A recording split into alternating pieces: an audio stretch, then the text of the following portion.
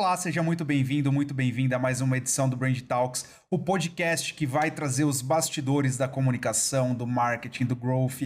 Vamos trazer aqui convidados que estão no dia a dia, executivos que estão sentindo as dores, sentando em cadeiras como as suas, para falar dos desafios, futuros e percepções. Ao meu lado está a grande Gabi Garcia, CMO da Foxbit. Gabi, obrigado por dividir comigo aqui essa empreitada e seja bem-vinda a mais uma edição. Obrigada a você, Vini. Seja bem-vindo você também. E hoje a gente vai falar com uma pessoa muito interessante, que é o Fernando Gambaro, que é gerente de comunicação da Serasa. Fernando, se apresenta pra gente, me fala o que você faz lá na Serasa. Boa, legal. Obrigado, Gabi. Obrigado, Vini, pelo convite.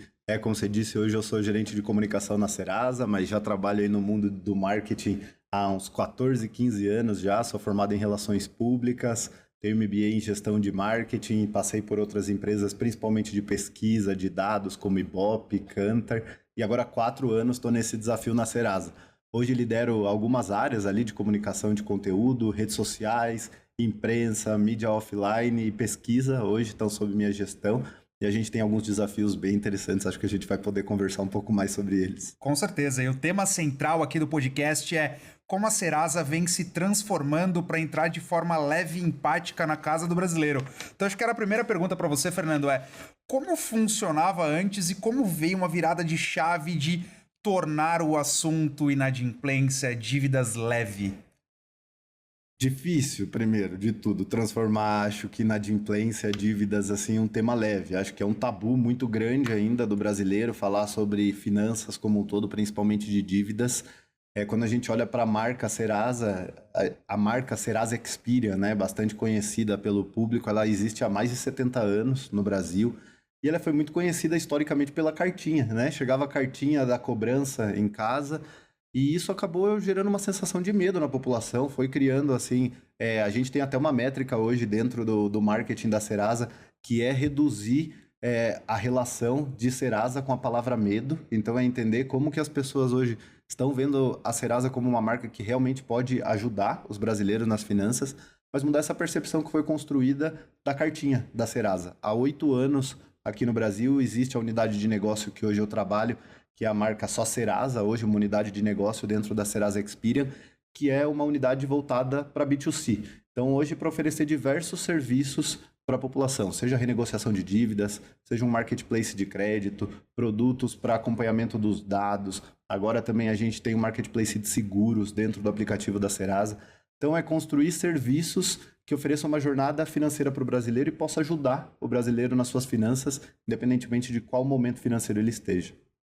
Fernando, e fala pra gente como que foi essa virada de chave, né? Porque você falou que as pessoas têm muito medo, né? Tinham muito medo de receber aí uma cartinha no meu nome no Serasa, né? Exato. Como que vocês fizeram essa mudança, essa virada, né? Porque hoje, quando a gente pensa em Serasa, eu acho que vocês fizeram muito bem essa comunicação, porque não tem, primeiro porque não tem mais a cartinha, né? Agora, se for, é SMS e tudo mais, mas a gente não vê realmente que as pessoas têm medo da Serasa, né? Como que essa mudança foi feita? Essa construção, né? Que eu imagino que não deve ter sido em pouco tempo, né? Não, de forma alguma. A mudança continua acontecendo, tá? Assim, eu fico muito feliz vocês falando que a mudança aconteceu, mas pra gente, como marketing ali que acompanha a marca Serasa, a mudança continua acontecendo.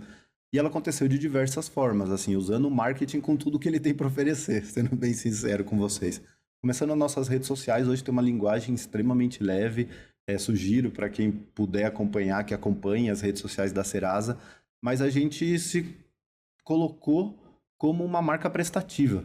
Deixou de ser uma marca que cobra e tomou a decisão de se tornar uma marca prestativa, mas não aquele prestativo chato, sabe? Aquele prestativo que só dá dica chata, mas um prestativo que fala a linguagem do brasileiro, que é leve, que é engraçado em muitos momentos. Então que pega, por exemplo, quando tá vindo o Drake fazer um show no Brasil, depois rola toda uma polêmica falando sobre que o Drake não ia vir e que ele não tinha devolvido aquele dinheiro, a Serasa manda um Oi Drake, por exemplo, sabe? Então como uma cobrança leve, algo engraçado. As nossas interações nas redes sociais, hoje também a gente faz isso de maneira bem leve. a mudança, trazer personagens assim que hoje falam direto com o brasileiro. Então, trazer o Péricles para algumas campanhas da Serasa, trabalhar com influenciadores digitais hoje que falam sobre educação financeira de uma forma leve, deixou de ser aqueles economistas sisudos, com terno e gravata, que tinha para falar sobre marca, sobre economia, sobre finanças. A gente mudou a forma de falar sobre dinheiro, sobre finanças, de uma forma leve, engraçada, usando muito também nosso relacionamento com a imprensa, que a gente vem construindo, divulgando dados, não só que falem sobre nossos produtos, porque os produtos da Serasa eles estão ali como serviços e são importantes para todo mundo, como eu disse para vocês, toda a jornada, mas a gente não está vendendo sapato, como o meu chefe costuma dizer, a gente não vende sapato, então não tem um produto para vender, é sempre um serviço voltado para a população, é negociação de dívida, é um dado sobre inadimplência, sobre a busca de crédito do brasileiro, tem muita informação relevante e serviço para a população além dos produtos da Serasa em si. Então foi como que a gente poderia mostrar tudo isso de uma forma leve, usando todas as forças do marketing, para que pudesse essa percepção vir mudando ao decorrer do tempo. E uma das fortalezas da Serasa, né, há um ano temos a honra VCRP de ser agência de relações públicas da Serasa, é que muitas vezes nos materiais de comunicação a palavra dívida às vezes ela nem existe, né? Então, por exemplo, acho que foi o show do Bruno Mars, em que nós pegamos o gancho de, né, juntamente com a Serasa, de criar uma pesquisa para mostrar o quanto o brasileiro estava gastando ou tinha para investir em shows, porque tem a febre, né, dos shows no Brasil. A cada semana aí nós temos shows em diferentes lugares. O Serasa fez uma estratégia muito boa também com influenciadores, que por meio do seu próprio podcast trouxe Luciana Gimenez, trouxe Vitube, trouxe pessoas ali do dia a dia real do brasileiro para comentar, né, da forma com que as pessoas se relacionam com o seu dinheiro na pessoa física, e muitas vezes não tinha a palavra dívida ali, né? Esperamos que a Luciana Gimenez não tenha dívida. Se ela tiver, alguma coisa está errada no Brasil. Mas esse gancho também para te fazer uma pergunta, na última edição do podcast, Fernando, a gente falou muito sobre omnicanalidade, e você está com diversas áreas aí no teu guarda-chuva. Como que você consegue pensar na mensuração do que é branding e do que é performance? Grande desafio, tá? Grande desafio, assim.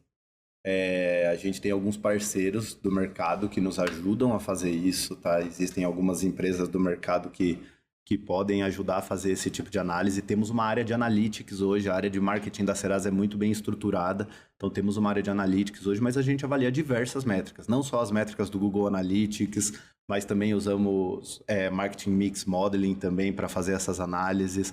A gente usa share de busca no Google, analisamos. Na Serasa, a gente faz uma coisa que eu nunca vi em outra área de comunicação das empresas que eu passei, né? Eu acho que a gente costuma... Eu lembro que quando eu estava na faculdade, faz tempo, a gente falava muito assim sobre... a comunicação não é metrificável, não é possível medir comunicação. Hoje, empresas de tecnologia hoje que são majoritariamente tech, que tem um site, que tem um aplicativo... Hoje é muito mensurável quando você tem algumas ações pontuais. Investi em mídia, eu tive uma matéria X, tive um Reels com um influenciador Y que gerou tantos milhões. Você consegue ver no seu dash ali, em real time, quanto isso está impactando. Você consegue de uma forma mais simples, assim. Óbvio que existem inúmeras empresas que ajudam com essa avaliação. Mas aí, falando da omnicanalidade, cada canal para a Serasa tem um propósito diferente. Porque a Serasa, acho que ela tem um quê muito interessante, que nós falamos com o brasileiro inteiro. A gente não tem um público A, B ou C que a gente quer conversar.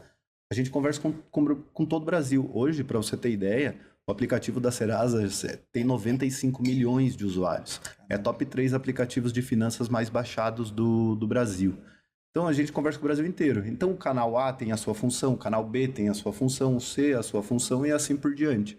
Então, ter parceiros que ajudam a fazer essa análise é muito importante, porque a gente está falando aqui entre pessoas de marketing, mas quando eu vou levar isso para a diretoria, para o board, é receita que importa. É assim, o quanto isso está trazendo de resultado. Então, quanto investimento em awareness, quanto um investimento em topo de funil vai me ajudar, que seja hoje, amanhã ou daqui 3 anos, a trazer resultado para a empresa. E hoje existem parceiros muito bem preparados para ajudar a gente a fazer essas análises no mercado.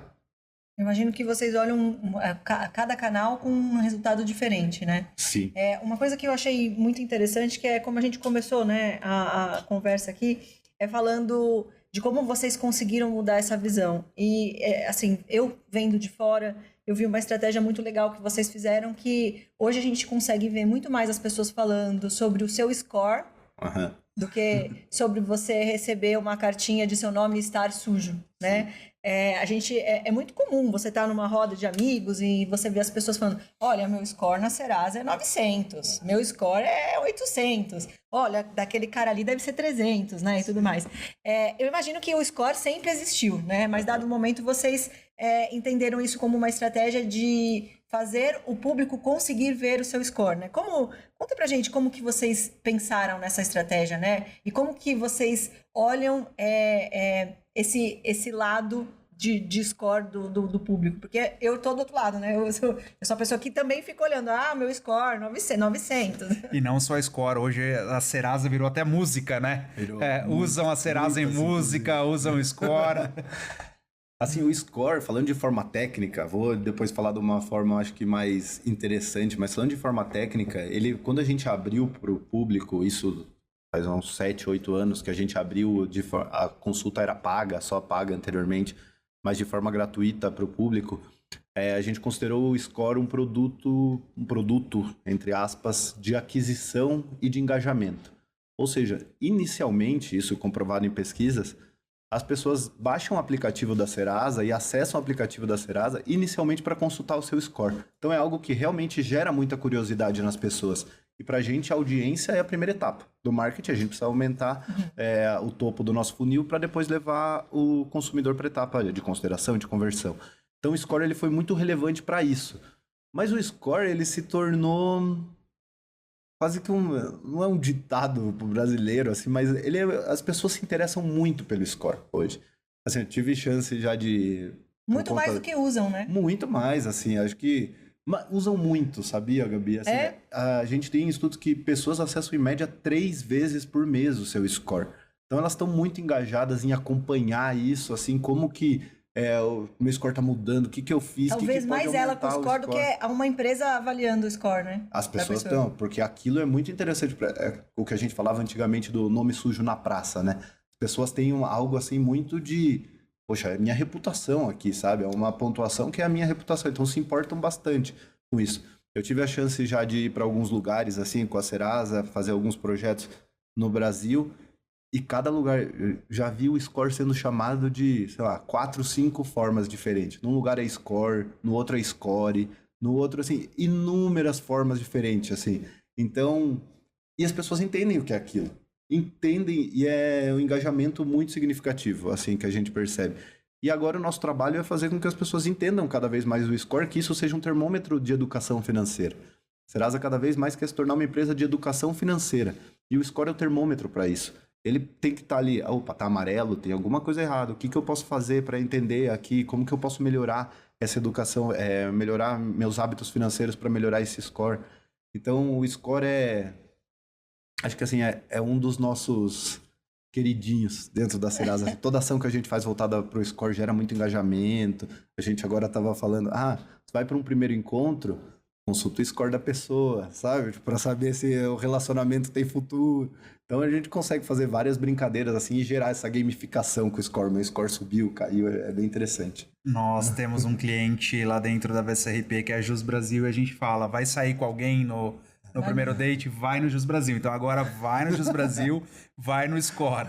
Mas você falou 2 palavras aqui, né? Você falou de aquisição e você falou de educação financeira. Sim. E era justamente minha próxima pergunta. Como que vocês estão usando, qual o papel da educação financeira no funil ali de vocês, né? Acho que o primeiro a gente falou muito aqui, né? Que é mudar essa percepção que existe sobre a marca Serasa. É as pessoas entenderem que a Serasa não é a empresa que te negativa. Serasa não é a empresa que quer tirar seu acesso ao crédito. Serasa é uma empresa que quer oferecer serviços que te ajudem na sua jornada financeira, independentemente de que momento você está. Então, trabalhar a educação financeira para diversos momentos da sua vida, seja para pagar uma dívida, seja para buscar um financiamento para uma casa, seja porque eu tenho uma empresa e quero saber quem está consultando meu CNPJ, por exemplo. Então, para diversos aspectos, a educação financeira ela vai ser sempre importante. O Matheus, que você conhece, que trabalhava com a gente lá atrás, falava que a gente nunca teve educação financeira, né? Você recebe seu primeiro salário e nunca ninguém te falou o que fazer com aquele salário. Você recebe Então, ele criava uma metáfora que era muito importante. Seu primeiro salário é a mesma coisa que alguém te der um carro, te dar a chave na mão sem você ter passado pela autoescola. Provavelmente você vai bater o carro, certo? Receber o primeiro salário sem educação financeira é a mesma coisa. Eu acho que essa jornada começa por aí e vai muito para frente. Então, desde que a pessoa crie essa identificação com a Serasa, essa confiança principalmente, muito mais provável que essa pessoa vá fazer parte vá consumir nossos produtos, vá acessar o aplicativo da Serasa e com o tempo ela vai ir para a etapa de consideração e de conversão em algum momento. Fernando, e pegando um gancho aqui, né? Você falou bastante da educação financeira. Como que eu vejo que vocês criaram uma conexão emocional ali com o consumidor, né? Como que foi feito esse trabalho? Conexão emocional, ela acontece a partir do momento que a confiança é criada. E eu acho que quando a gente oferece, como eu estava falando, esses serviços e essas informações, acho que as informações até mais importantes do que os serviços, assim. Hoje, para vocês terem uma ideia, a gente cria mais de 150 de conteúdos por mês, só para o nosso blog sobre educação financeira. Só sobre educação financeira. A gente cria guias sobre... saiu superendividamento, lei do superendividamento. Poxa, população, inúmeras dúvidas sobre a lei. Agora, crédito consignado privado. Inúmeras dúvidas sobre o assunto. Bets é uma coisa que está na vida da população. Por exemplo, inúmeras dúvidas sobre o assunto.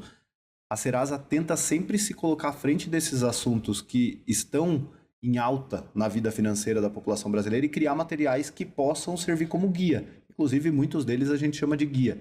Guia Serasa sobre o crédito consignado privado. Guia Serasa para os superendividados. E ali ela consegue encontrar todas as informações e criar essa conexão de confiança com a marca. E óbvio, não fica só nesse guia, nos conteúdos no nosso blog. A gente depois trabalha isso também no nosso canal do YouTube, trabalha isso nos nossos vídeos do TikTok com uma linguagem diferente. Eu acho que a gente consegue usar essa multicanalidade, como o Vini falou, para trabalhar esses conteúdos de educação que criam essa confiança e essa conexão com o público. Educação financeira, aí a gente já pode dizer, também posso dizer como Foxbit, né? A gente sabe que não existe, né, no Brasil a educação financeira e muitas pessoas não sabem como lidar com o dinheiro, né? Então, a Foxbit também, como uma empresa no mercado financeiro, utilizou dessa estratégia, né? Que, na verdade, não é de fato uma estratégia, mas, assim, para que as pessoas consigam consumir os nossos produtos, elas precisam entender como lidar com o dinheiro, né? E essa foi uma estratégia que a gente utilizou também, né? Muito parecida com a de vocês, que é a educação do mercado, né? Então, a gente fala lá na Foxbit que a gente não quer que o cliente perca dinheiro, né? A gente não quer que ele entre no mercado de qualquer forma, né? Então, a gente quer que ele entenda que aquilo é um investimento, que, na verdade, ele pode ter uma rentabilidade se ele souber utilizar, se ele entrar com o dinheiro certo no momento certo, né? Acho que isso tem uma grande importância e que as áreas de marketing muitas vezes esquecem esse lado da educação, né? Sim. E aí, Vini, eu acho que tem como você fazer um paralelo aí dessa parte educacional que você trabalha muito nas marcas, né? Que é o que a gente trabalhou muito na Foxbit com os portais, que muito provavelmente também fez bastante trabalho aí para a Serasa, né? Eu acho que antes da gente falar dos nossos produtos e serviços, a gente precisa democratizar o nosso mercado. Então a gente vê muitas marcas querendo falar direto sobre a solução dela, o que ela vende, mas o mercado dela não é tão conhecido. Então, como que eu vou usar um produto, uma solução para o mercado que eu não estou constantemente inserido? Então, na Foxbit, a nossa parceria já de 6 anos, né, nós tivemos grandes aprendizados, né, como eu vou falar para a Foxbit do passado, que era muito mais uma corretora, era muito mais B2C, como que eu vou falar de criptomoeda para um mercado que não sabe o que é investimento? Sim. Para um mercado que não sabe que ele precisa guardar um dinheiro por mês. É o paradoxo que você trouxe, que o Matheus cita da autoescola, né? Não adianta eu falar para o cara investir o dinheiro dele em cripto. Pera aí, cara, tem um passo muito antes. Antes dele investir em cripto, precisa sobrar para ele investir. Então as marcas, elas precisam ter essa paciência de entender que é preciso trabalhar primeiro a construção de base, né? Para depois ela conseguir falar do teu produto. E falando em trabalhar essa construção de base, uma dúvida que eu tenho em relação à Serasa, vocês fazem parte, né? Vocês são uma empresa global, né? Uma empresa muito grande. E acho que há um desafio maior ainda do que as empresas que estão nascendo, empresas menores, em usar humor, em usar, né, toda essa linguagem que vocês usam na comunicação. Queria que você me contasse primeiro como foi o desafio de convencer que essa seria a linha a ser usada, e eu queria que você contasse alguns cases de sucesso, como pode ser, ou como o próprio Feirão pra gente. Sim. Só pegando um gancho com o que vocês falaram antes, que eu acho que tem um ponto bastante relevante e já puxo para essa resposta, mas eu acho que a gente está num excelente momento para trabalhar a educação financeira, por conta principalmente dos influenciadores digitais. Assim, eu acho que muitas pessoas conseguiram transformar a educação financeira, estão conseguindo transformar a educação financeira em entretenimento. Na Serasa a gente usa um termo ali direto que é infotretenimento, que é entretenimento com informação. Muitas pessoas assim consomem os influenciadores de educação financeira para se entreter. E aquela informação sobre educação está ali dentro, naturalmente. Então acho que a gente está num excelente momento para falar sobre isso. E as pessoas vêm se interessando cada vez mais por educação financeira porque o tema está em voga, está todo mundo falando sobre isso. Então, acho que é um bom momento. Sobre cases de sucesso e estar dentro de uma empresa global, né, e tentando fazer essas maluquices, às vezes, o Matheus, quando estava na Serasa, ele falava que ele queria fazer um estudo, um livro, a Serasa fez isso, que era tipo coisa que ninguém acreditava que a Serasa tinha feito, assim. Então, é verdade, tá dentro de uma empresa global, gigantesca, acaba fazendo com que você perca velocidade em alguns momentos e faz parte, é natural isso.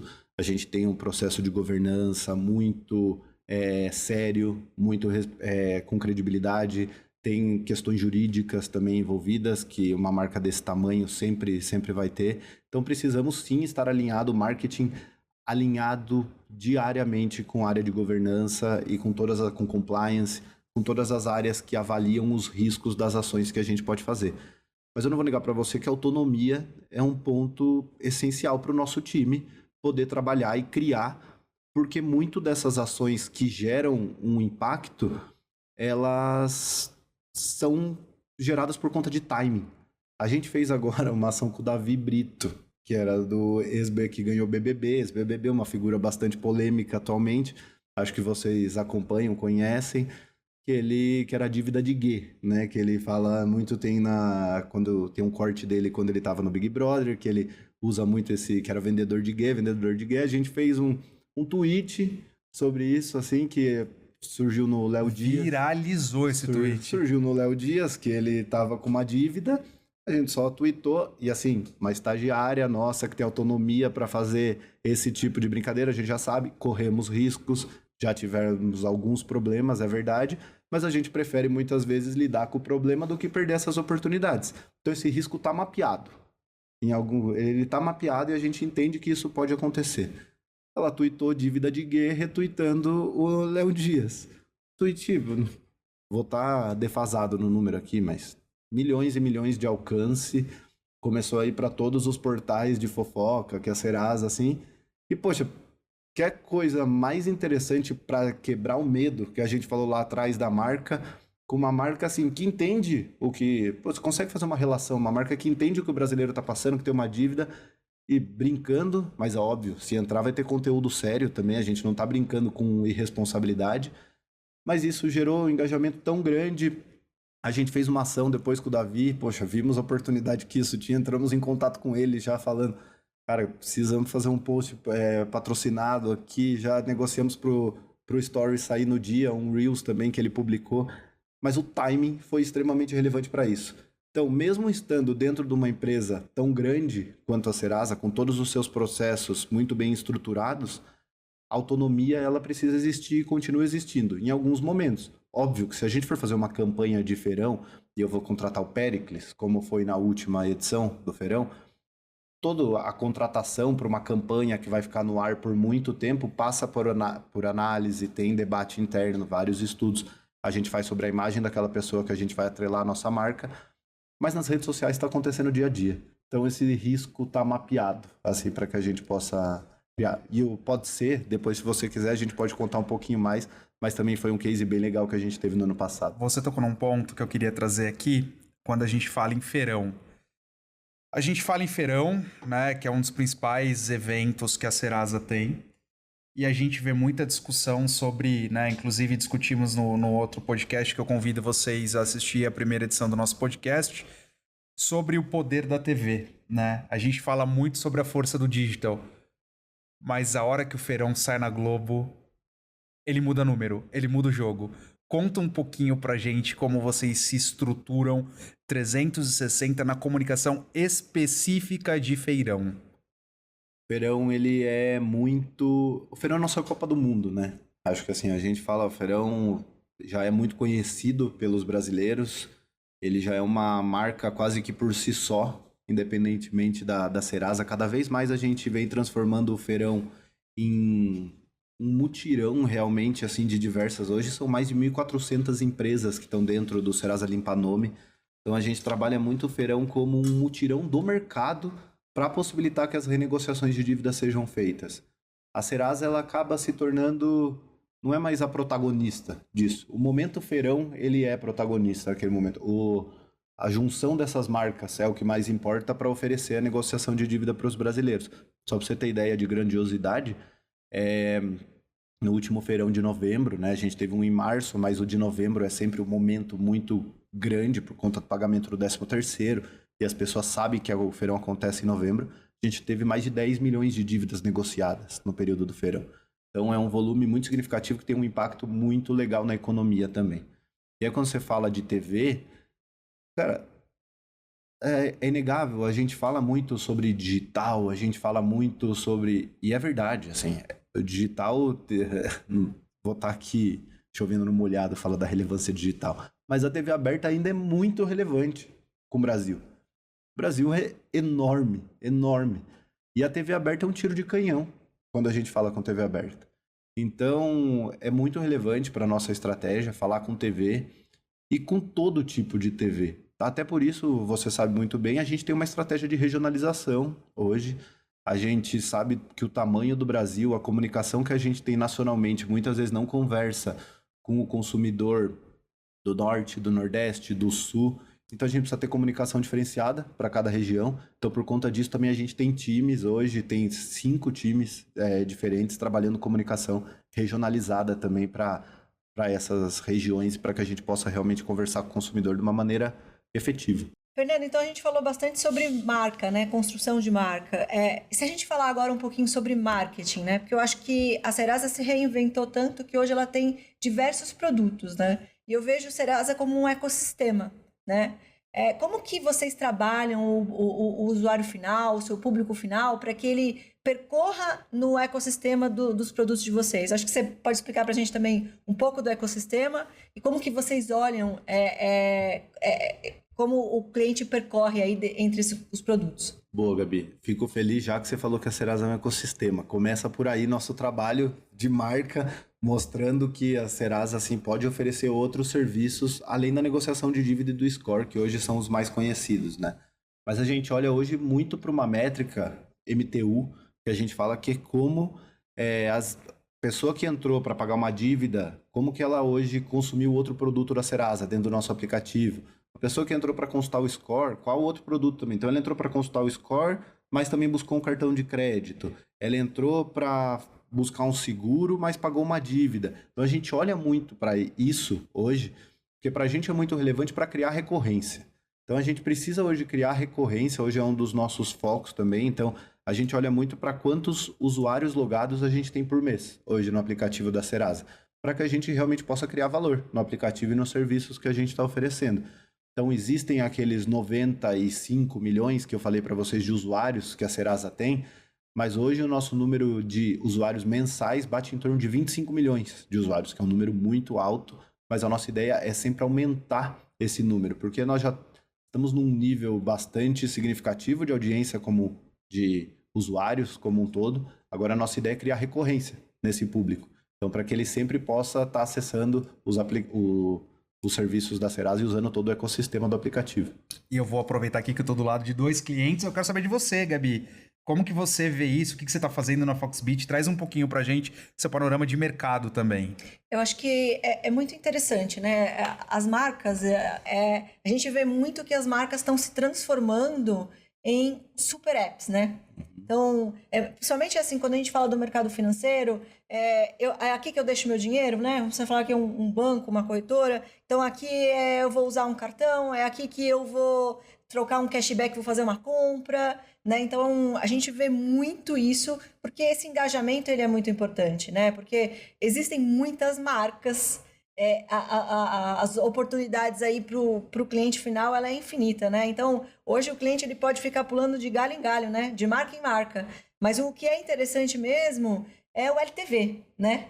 Que é o quanto que ele te dá de retorno ao longo do tempo. E a gente só consegue fazer isso quando a gente tem muito produto. Então, a gente precisa entender a vida do cliente. Então, no outro podcast, a gente falou assim, é preciso a gente perseguir, né, e saber quem é o nosso cliente, também na construção do produto, não só da marca, né, para conseguir entender o que a gente vai levar de marca, né, de entender o que essa marca é e o que eu posso trazer de produto no dia a dia. Então, de manhã eu uso uma coisa, à tarde eu uso outra, à noite eu uso outra coisa e está tudo no mesmo lugar, né? Porque as pessoas hoje elas também não querem estar em diversos devices, né? Diversos aplicativos. Também é difícil para o público final, né? E isso não só de marca, é o que a Foxbit vem fazendo também, né? Acho que eu falei para você assim, Fernando, do ecossistema. É o que acho que é o que a Foxbit vem fazendo e é o que eu vejo muita marca fazendo também. Então hoje a gente se posicionou ali até 2019 como uma das maiores corretoras de criptoativos. E não paramos nisso. Então, hoje o que a gente criou foi um ecossistema de soluções 360 para o mercado de criptoativos. Então, hoje a gente tem tanto o mercado B2C quanto o mercado B2B. Quando uma pessoa ela quer investir em criptoativos, ela tem diversas formas de investir. Então, a gente tem diversos produtos ali, né, para investimento. Então, tem a tokenização, então tem diversos tipos de tokens, e tem diversos tipos de criptomoedas. A gente tem cartão. Então, a gente também vai indo para o público final com esse super app, né? Então, acho que mais para frente, a gente não vai ter só criptoativos. O ideal é a gente ter também outros produtos aí do mercado financeiro. Mas, o que a gente entendeu, né? Que a gente faz um gancho ali com a educação. A gente, para se tornar corretora, a gente precisou educar o público final para ele entender o que é criptoativos, ou por que eu deveria investir, o que é investimento. A gente teve que começar ali a falar para as pessoas como que você faz com que uma pessoa que tem a conta negativa invista em criptoativos. Primeiro eu preciso entender que eu preciso poupar, para depois eu entender que eu preciso, né, fazer um investimento, né, para depois eu saber que existe inflação. Eu preciso fazer o meu dinheiro rentabilizar. Então, a gente teve que ir ali desde o início. E foi muito interessante que a gente precisa fazer isso também com o executivo. Então, o que a gente entendeu? Óbvio que quando a gente está falando do B2B, ali a gente quer... O nosso público final é executivo, que é decisor de uma empresa, mas ele não deixa de ser uma pessoa física. Se ele não entender o mercado financeiro... Porque não é todo executivo que é bem instruído e tudo mais sabe mercado financeiro. Você sabe muito sobre uma área específica que você está, né, e tudo mais. Então, primeiro a gente tem que educar ele, a gente entende que ele tem que entrar no ecossistema Foxbit e ele entra como pessoa física. Então, ele entra para investir parte do seu capital, de pouquinho, entende como que funciona, aumenta um pouco o seu investimento no capital. Dali a pouco a gente vê que esse executivo está investindo parte do capital da empresa, para depois ele trazer algum produto para o cliente final dele. Então, hoje, a gente tem ali na linha B2B, como a gente é uma corretora, a gente tem a nossa tecnologia própria, a gente provê também ali as soluções para que qualquer empresa possa ter compra e venda de criptoativos. Então, por exemplo, Serasa tem esse caminho ali de ser um super app, né? Eu falo super app, mas Não, a gente adora. Desktop É isso, e super app financeiro. Vocês também podem ter compra e venda de criptoativos ali. Então, dentro de um ecossistema, né? É interessante. A gente tem isso, a gente tem pagamentos em criptoativos, a gente tem tokenização, então a gente entende que essa comunicação, o ecossistema, ele faz parte de uma marca, né? Então, se você tem um aplicativo que é varejo, então você sabe que seu cliente tem o dinheiro ali dentro, ele tem um cartão ali dentro. Por que eu só vou vender um produto físico? Por que eu não faço uma parceria com o Serasa, que ele vê o score, que ele traz ali um produto financeiro, que ele quita uma dívida, ou ele tem desconto para quitar uma dívida para ter um cashback num produto? Eu acho que eu vejo cada vez mais as marcas fazendo parceria, se inteirando e entrando dentro de um ecossistema para ter o cliente, a vida do cliente dentro daquele aplicativo. Eu acho que os varejistas hoje têm muita carteira digital também, né? Então, o que você estava falando, né? Acaba ficando um saldo, um dinheiro dentro da própria carteira dos varejistas, né? A Foxbit também trabalha, então, com varejistas nesse sentido de... Sim, na verdade, o que a gente faz, né? No B2B, a gente, para o varejista, oferece a compra e venda de criptoativos, ele pode ter dentro do aplicativo dele. Então, vamos supor, uma Magazine Luiza, né? Um varejo que é online, ele pode ter ali. Então, por exemplo, um dos nossos grandes cases do B2B é a 99. Então, a gente tem a 99 Táxi. Então, você já tem o seu cartão ali, né? Ou você tem um valor pré-pago. Você pode investir em criptoativos. Então, você pode ter ali aquele saldo. Ah, não estou usando, eu coloquei ali o valor. Não quero pegar o dinheiro de volta, eu posso investir em criptoativos. Assim como o taxista ou o motorista do aplicativo, que tem o dinheiro lá que ele recebeu, ele também pode investir em criptoativo. Ele pode deixar parado ali por um tempo. Então, é meio que uma parceria, né? A gente oferece ali para o público final. Para o mercado de varejo, a gente oferece ali a compra e venda de criptoativos e pagamentos em criptoativos. Então, abre esse leque de pagamentos. Isso, né? Que você estava falando da jornada é bastante interessante mesmo, que você estava falando assim, tipo, do LTV, né? Do cliente. Então, você precisa conquistar ele em algum momento da vida dele. Se a gente está falando aqui de dinheiro, de finanças, em algum momento da vida financeira dele, né? E na Serasa a gente tem isso muito bem desenhado também. Eu estava contando para vocês do Score, que para a gente é um produto de aquisição, de engajamento. Então, ele é um produto que pega todas as fases da jornada do consumidor, vamos dizer assim, mas se você for desenhar a jornada financeira do consumidor, então ele pode ter uma dívida, entra para pagar dívida, entra na Serasa para pagar dívida. Depois ele está querendo buscar um cartão de crédito para comprar um celular novo, na Serasa ele consegue encontrar esse cartão de crédito. Ele está querendo buscar um empréstimo para abrir um negócio próprio, ele também consegue fazer isso. Depois ele precisa fazer um monitoramento dos dados, porque ele tem um negócio próprio, a gente tem o Serasa Premium, que oferece monitoramento de dados. Essa jornada em diferentes etapas da vida, assim, a gente desenhou isso de forma muito clara para realmente fazer o que você estava comentando, que é oferecer produtos que façam sentido de acordo com o momento do consumidor. E vocês, intencional ou não, acho que foi intencional, porque vocês são dois experts aqui, acabaram de dar uma aula e de mostrar que o marketing e a comunicação não é só a imprensa, não é só digital, não é só outdoor, não é só online e offline, está dentro do produto. A comunicação está quando o cliente entra no app da Foxbit, quando o cliente entra no app da Serasa, como que eu converso com ele ali, jogo e direciono ele para onde ele quer ir. Dito isso, Fernando, né, com essa aula que vocês acabaram de dar aqui, fazendo a última pergunta antes das considerações finais, o que você acha que ainda pode mudar na Serasa, do ponto de vista de comunicação e marketing? E para você, qual que é o futuro? O que você acha que vai ser a comunicação, marketing e o branding daqui para frente? Pergunta complexa, né? É filosofia, praticamente. Cara, que eu acho que pode mudar no marketing da Serasa, assim, eu acho que a gente tem muita coisa para evoluir. Eu acho que a gente está num momento, assim, de trabalhar muito marca, que pra gente eu acho que isso vai ser bastante relevante daqui para frente. Eu acho que é entender como que, assim, é continuar fazendo isso que eu estava comentando com vocês, mas eu acho que com uma granularidade ainda maior, assim. Acho que a gente fez comunicação hoje de uma forma nacional e ampla, muito bem feita, os resultados estão aí de marketing, mas acho que a gente entra numa etapa de trabalhar essa regionalização ainda maior, entendendo o momento do consumidor, trabalhando personalização de mensagem realmente, usando muito tecnologia para isso, a gente tem um time de dados muito bem estruturado. Então, trabalhar a personalização com o nosso time de CRM para que as mensagens façam sentido naquele momento do consumidor. Que não seja uma mensagem hoje padronizada das campanhas.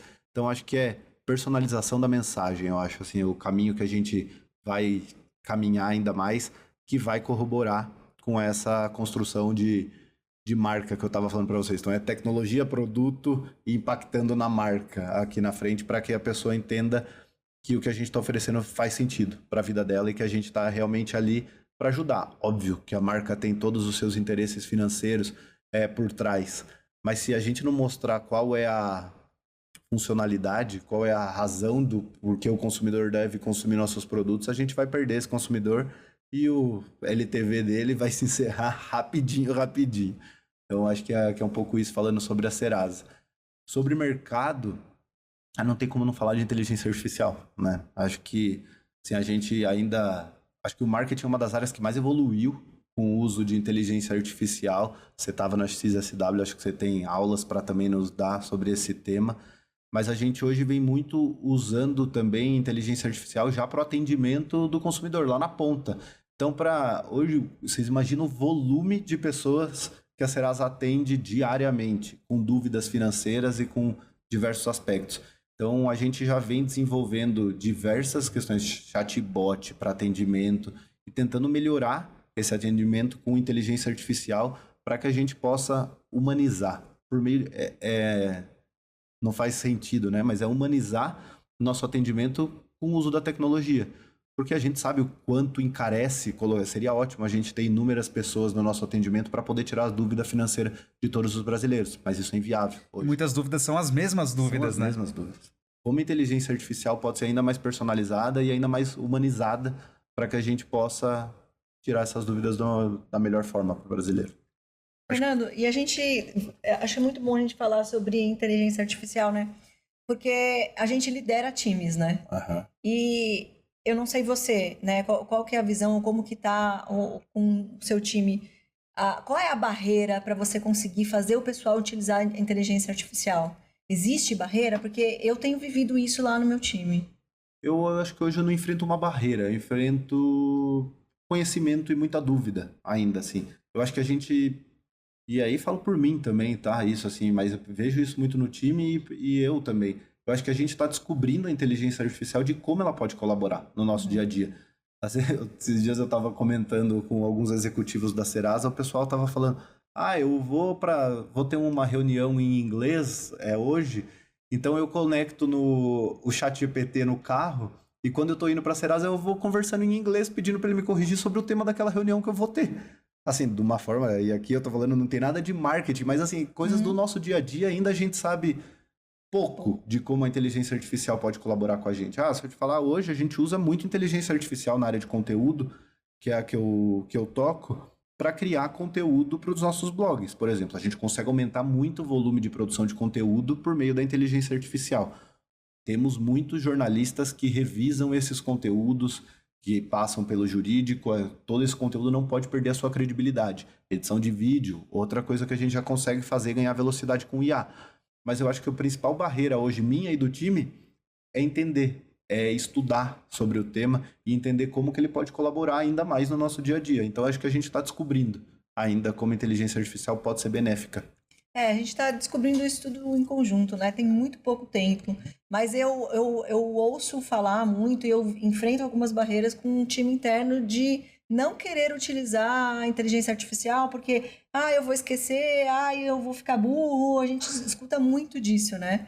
E eu acho que a gente não tem como não viver com ela, né? A gente vai sempre utilizar os dois, né? Então, tem muita gente aí falando, quando começou, né, o ChatGPT e tudo mais, ele vai tirar profissões, né, e tudo mais, mas eu vejo como o contrário, né, a gente consegue impulsionar, né, um colaborador que ele entregava X e agora ele vai entregar muito mais, mas é ele que vai estar ali, né, porque não tem como você operar a inteligência artificial trabalhar sozinha, você tem que operar ela, né. Eu acho assim, tá, pra mim, é uma tendência que a gente não vai conseguir brigar contra. Aliás, não é nem uma tendência, é uma realidade que a gente não vai conseguir brigar.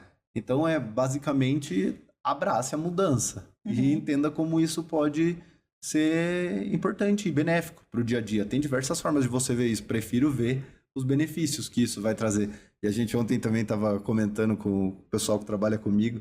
Eu ontem fiz essa experiência de vir para o trabalho conversando com o chat e treinando inglês, falando inglês. Primeiro eu falei, poxa, me senti muito mal. Daí o pessoal falou, por quê? Eu falei, porque ele fala muito bem inglês. Primeiro ponto. E o segundo ponto que me fez relembrar o filme Her, que é, cara, uma pessoa conversando. Você vai criando. Se ele parasse de responder e falar, não quero mais falar com você, eu ia falar, poxa, ia ficar chateado com aquilo.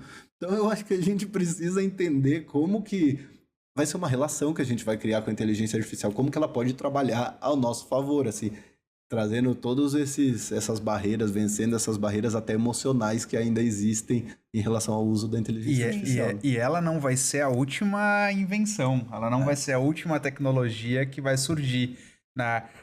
Nós tivemos que nos adaptar quando surgiu o e-commerce, tivemos que nos adaptar quando surgiu o Instagram, tivemos que nos adaptar quando surgiu os próprios podcasts, né? Lembro na época da pandemia as lives. Então, assim, o mercado de comunicação e marketing, ele é feito de ciclos de adaptações, né? Não adianta você remar contra a maré.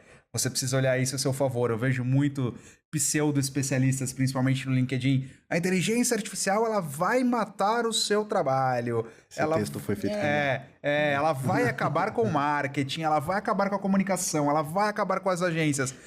Ela não vai acabar, ela vai potencializar.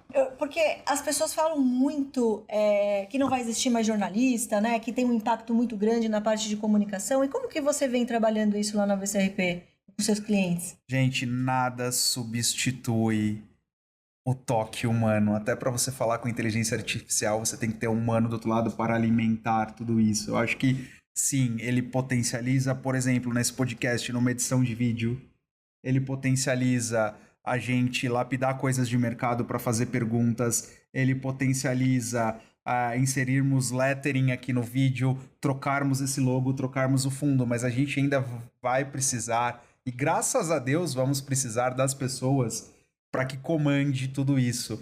Então, eu acho que no futuro do jornalismo e no futuro da comunicação, ele jamais substituirá as pessoas. Mas ontem mesmo eu estava com um jornalista, lembra um antigo gravadorzinho? Gravador tradicional que só gravava. Ele chegava aqui, ele gravava, depois eu chegava em casa, eu tinha que decupar a entrevista, ouvir 2 horas para escrever tudo no papel, para depois começar a fazer minha matéria. O jornalista levava de 2 a 3 dias para fazer a matéria. Ele comprou um aparelho, que é uma inteligência artificial, que a hora que ele sai de uma entrevista de 2 horas, ele já dá em touch points ali quais foram os principais insights, quais foram as frases de efeitos do executivo.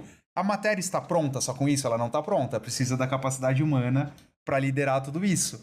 Então, eu acho que a gente precisa enxergar de uma outra forma. E aproveitando aqui o insight, Fernando, eu gostaria de agradecer muito a sua presença. Muito rico estar ao lado dessas 2 pessoas que eu admiro bastante. E eu gostaria, antes de passar para a Gabi, para as considerações finais dela, que você desse suas considerações finais e, mais uma vez, agradecendo o seu tempo de estar aqui conosco, falando com a nossa audiência. Gente, eu que agradeço. Minhas considerações finais são realmente falar que eu estou muito feliz de estar aqui com vocês, ainda mais no início do podcast aqui, então desejo muito sucesso, de verdade. Acho que tem muito a colaborar com o mercado, seja com as pessoas já executivos, mas também com estudantes. Acho que a gente falou muito de jornada aqui, então acho que pode ser útil para diversas pessoas. Acho que vocês vão trazer convidados aqui muito relevantes, então obrigado, de verdade. Contem comigo, contem com a Serasa para ajudar na vida financeira de vocês. É uma mensagem em toda a entrevista que eu deixo, e não vai ser aqui que eu vou deixar, não tem muito a ver com o tema, mas é cuidado com as fraudes. Existem muitos fraudadores que usam o nome da Serasa, então esteja atento aos canais oficiais da Serasa. Siga a gente nas redes sociais, que é Serasa, mas também use o nosso aplicativo, o nosso site serasa.com.br. Sei que o tema não é esse, mas não perderia a oportunidade de reforçar os canais oficiais da Serasa. Mas antes de passar a bola para a Gabi, as considerações finais, fraude também vale. É por isso que o podcast nasceu, para ser feito por pessoas de verdade que estão sentadas em cadeiras do mercado e que estão respirando comunicação 360. Gabi, é uma honra dividir com você aqui. Obrigado pela parceria de sempre. É uma honra minha, Fernando. Muito obrigada. Acho que é muito importante a gente trazer aqui as empresas que estão fazendo de verdade, né, o nosso dia a dia. Então, essa é a grande proposta do nosso podcast, Brand Talks. de trazer as pessoas e as marcas que estão trabalhando no dia a dia de hoje, é entender como que a gente está fazendo fora dos livros, né? Então a gente teve um bate-papo muito rico, eu agradeço demais. Siga a gente nas redes sociais e até mais. Gente, obrigado pela audiência de vocês, estar aqui conosco até agora e até o próximo. Obrigado.